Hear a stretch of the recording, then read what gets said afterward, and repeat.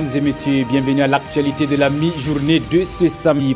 Plus de 6 millions de volailles et de bovins n'ont pas survécu l'année dernière à la pneumonie et à la maladie de Newcastle. Des pertes estimées à 4 milliards de francs CFA pour les éleveurs burkinabés. Pour 2016, le gouvernement prend la mesure de la situation. La campagne de vaccination a été lancée hier à Yako. Et puis, le MENA tape à nouveau le poing sur la table pour le respect des cahiers de charges par les promoteurs des écoles privées, car la prestation de certains de ces centres de formation laisse à désirer selon le ministre de l'Éducation nationale et de l'alphabétisation. Un invité dans ce Midi Magazine, Maître Gims. Il est à Ouaga pour un concert inédit ce soir au stade Joseph Konombo. Avant de monter sur scène, vous l'entendrez tout à l'heure. Bienvenue, Maître Gims. Merci. Comme annoncé, ouvrons ce journal à Yakou, dans le Passouré. C'est là que les députés du groupe Burkindlim se sont retrouvés hier pour leur deuxième journée parlementaire de l'année, avec une seule question à l'ordre du jour: les conditions à réunir pour le passage à la 5e République. Jean-Eudes Bayala et Zalissa Sanfo pour le compte-rendu. Le passage à la 5e République répondra-t-il aux aspirations du peuple burkinabé? La question, les députés membres du groupe parlementaire Burkindlim se la posent à leur deuxième journée parlementaire ici à Yako. Dans tous les cas, il faudrait que la réponse soit oui. Aujourd'hui, le débat n'est plus s'il faut aller à une constitution. On est certain qu'on ira à la révision constitutionnelle, à une autre constitution. Maintenant, il ne faudrait pas aller à une autre constitution pour y aller. Il faut qu'il y ait une rupture totale avec l'ancienne constitution. 2 jours d'élection, de communication et de concertation avec les militants à la base pour identifier les grands axes que doivent contenir cette éventuelle constitution pour qu'elle réponde réellement aux aspirations du peuple burkinabé. Il faut d'abord que nous regardions aujourd'hui qu'est-ce qui a amené l'insurrection des 30 et 31 octobre. C'est quoi? C'est la misère. C'est quoi? C'est le ras-de-bol. C'est quoi? C'est le fait de la monarchisation du pouvoir.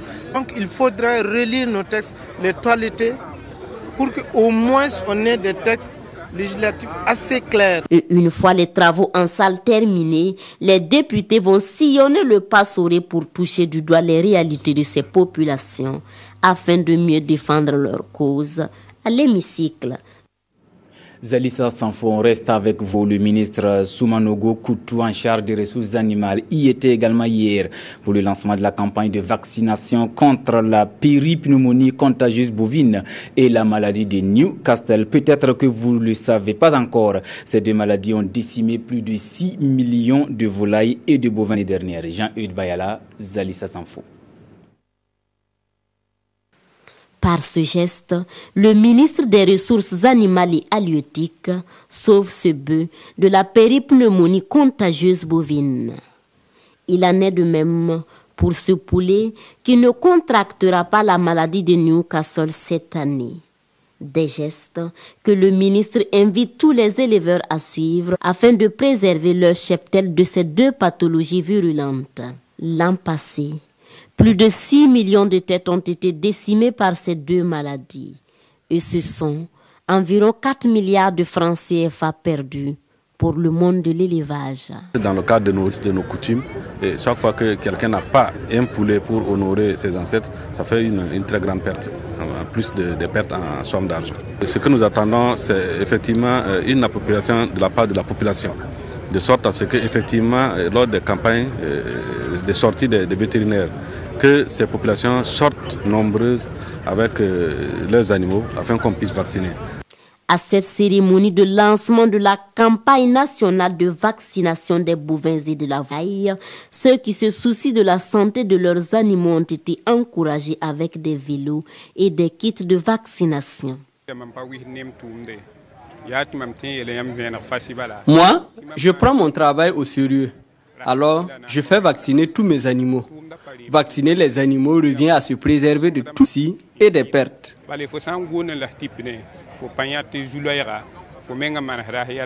Pour cette campagne 2016-2017, le maire espère atteindre au moins 75% du cheptel bovin et 50% de la volaille. Je vous le disais en début de journal, notre invité est Maître Gims. Bienvenue, Maître. Merci. Vous êtes à Ouaga depuis hier. Déjà, comment vous vous sentez ici au Burkina? Très très bien. J'ai été super bien accueilli. Je suis venu ici il y a quelques années déjà avec mon groupe, la section d'assaut. Et là, je suis de retour pour défendre mon album solo. Vous l'avez dit, vous étiez avec section d'assaut. Vous avez beaucoup de fans ici au Burkina. Comment vous évoluez sans les autres membres de votre groupe? Bah écoutez, c'est un peu différent, c'est un format différent. Je suis tout seul à occuper la scène, juste avec mon DJ Last One. Donc bon, c'est différent, mais le plaisir, la joie, tout ça c'est toujours au rendez-vous. Le public est chaud. J'ai pu avoir déjà un petit aperçu hier en arrivant à l'hôtel. Donc je remercie tous mes supporters d'ici, tout mon public d'ici, tous les gens qui m'attendent, qui m'envoient des messages en permanence. Ça fait vraiment plaisir. Vos fans burkinabés peuvent-ils s'attendre un jour à ce que vous regagnez votre groupe, section d'assaut? C'est fort probable. Pour le moment, c'est pas encore, c'est trop tôt. Je peux pas l'annoncer comme ça, sachant que je suis en train de défendre mon album. Il y a encore du groupe qui sort des albums, donc c'est trop tôt pour annoncer un retour de la section. Subliminal, mon cœur m'a raison. Zoom Zoom, voilà des clips qui ont fait danser beaucoup de monde.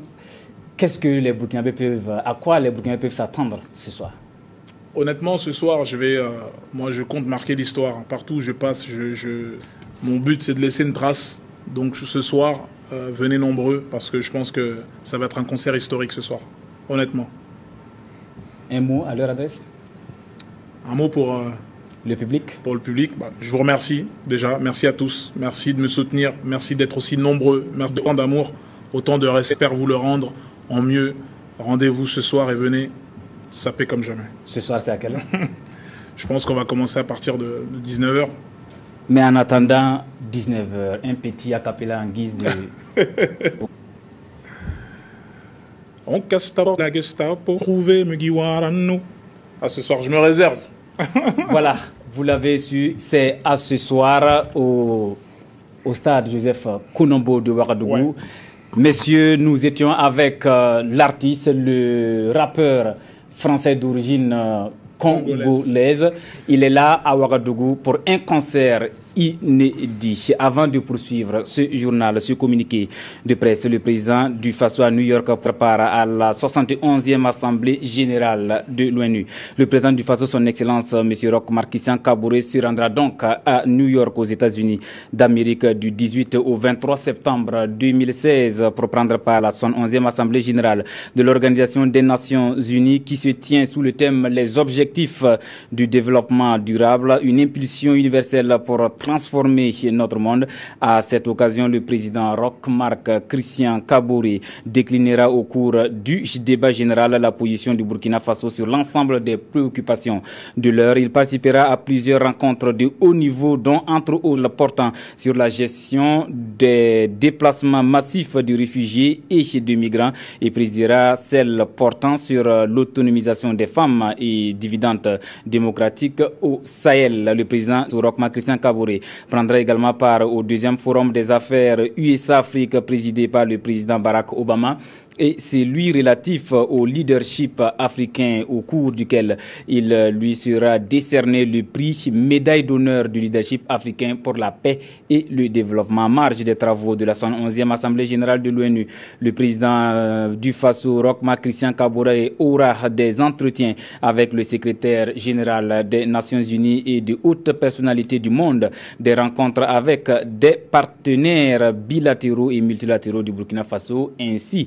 qu'une causerie avec les fonctionnaires internationaux burkinabés résidant aux États-Unis. C'est signé la direction de la communication et de la présidence du Faso. Suite de ce journal, le PSCR2, le programme national du secteur rural, également au cœur des échanges hier à Ouagadougou entre les gouverneurs de région, les directeurs régionaux en charge de l'agriculture et les plans d'association des municipalités. L'objectif est de partager le contenu de la note conceptuelle en vue d'élaborer une feuille de route pour en terme obtenir l'adhésion et l'engagement de tous les acteurs. Yacouba Gamene, Monkounri.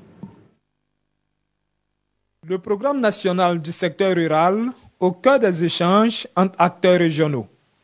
Il s'agit pour les gouverneurs des régions, des directeurs régionaux de l'agriculture et les présidents d'associations des municipalités de s'approprier le contenu de la note conceptuelle du dit programme afin d'élaborer une feuille de route pour l'horizon 2016-2020. L'économie de notre pays est portée par le secteur rural pour une très grande partie. Comme vous le savez, le PNSR 1 qui devait opérationnaliser la SCAD est donc à terme, puisque ça devrait prendre fin en 2015. Donc à partir de 2016, il faudrait que l'on démarre dans le cadre de la mise en œuvre du PNDS, notre PNSR qui est donc le PNSR 2. Donc l'atelier en réalité, c'est pour poser les jalons d'élaboration de ce PNSR 2 là. Le programme national du secteur rural a pour objectif de réduire la pauvreté en assurant la sécurité alimentaire aux populations. Et cet atelier vise à terme l'adhésion et l'engagement de tous les participants au programme. Ce que nous attendons de ces participants est que dans un premier temps, les acteurs puissent s'approprier d'abord de la feuille de route, s'approprier également les grands référentiels pour donc une bonne élaboration de ce PNSR2. Ce cadre de réflexion regroupe une centaine de participants pour 3 jours. Un conclave qui devra aboutir à la validation des grandes lignes du programme pour les 5 années à venir. De grâce, respecter les cahiers de charges pour une éducation de qualité au Burkina. C'est en somme le message du ministre de l'Éducation nationale et de l'alphabétisation aux membres de la coordination des fondateurs des écoles privées de formation des enseignants du primaire du Burkina. Cette rencontre s'est tenue hier à Ouagadougou avec plusieurs points à l'ordre du jour. Les échos avec Oscar Soulama et Yolande Lompo. Des échanges à bâton rompu entre la coordination des fondateurs des écoles privées de formation des enseignants du primaire du Burkina et leur ministère de tutelle. À l'ordre du jour, le mode de recrutement des élèves maîtres, la décentralisation du test d'intégration, l'affectation des stagiaires dans les écoles dites d'application et la prise en charge des maîtres conseillers des écoles d'application. À ce jour, l'on dénombre environ 138 écoles privées de formation des enseignants du primaire, un nombre jugé pléthorique selon ses promoteurs. Il y a des cahiers de charges qui existent. Celui qui remplit les cahiers de charges, à qui on a donné une autorisation d'ouverture, il ouvre. Celui qui n'a pas une autorisation d'ouverture et qui a ouvert sans l'autorisation, on lui demande de fermer. La majeure partie des réponses auxquelles il a donné des solutions sont acceptables. Et c'est peut-être 1 ou 2 points comme ça sur lesquels on va repartir avec le ministre pour discuter. Ensemble, ils travailleront à l'élaboration d'un test relatif aux frais de scolarité. À quelques jours de la rentrée des classes, le ministère en charge de l'éducation exige que ces écoles privées recrutent désormais des maîtres qui ont le CAP. Il y a des situations où il faut réfléchir sur le problème qui a été posé et j'ai demandé à mes services de conduire la réflexion avec eux. À toutes ces préoccupations soulevées, Jean-Martin Koulibaly et son équipe entendent trouver des solutions dans le long terme. Et pour le bien-être des tout-petits, les membres du groupe de travail pour la protection de l'enfant renforcent leur capacité en matière de protection de l'enfant en situation d'urgence. La formation a débuté hier dans la capitale burkinabé en présence de nos reporters Nongba Kouda et Monkoun Dabiré. Les acteurs de la protection de l'enfant veulent accentuer davantage leur action en faveur de l'enfant.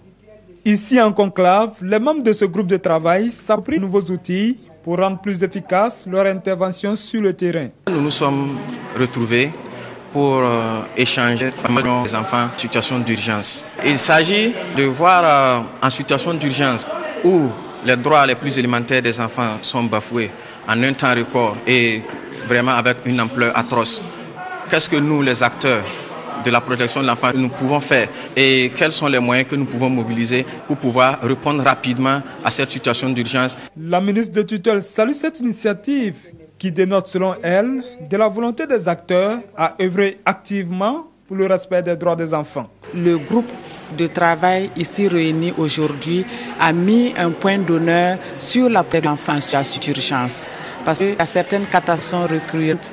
Par exemple, au cours de ces crises, les gens qui n'ont pas cherché à être dans ces situations sont malheureusement ceux-là qui payent le plus lourd tribut. D'où l'intérêt et l'importance de se focaliser sur comment mieux prendre en charge les enfants en situation de crise. Outillés, ces défenseurs des droits de l'enfant pourront désormais œuvrer à la construction d'un monde sans violence faite aux enfants. Devenir humoriste requiert du talent et de l'art. Et oui, il faut de la formation pour y parvenir. Une quinzaine de jeunes qui aspirent à embrasser ce métier viennent d'achever leur formation en humour. C'était hier au Palais de la Jeunesse et de la Culture Jean-Pierre Guengane.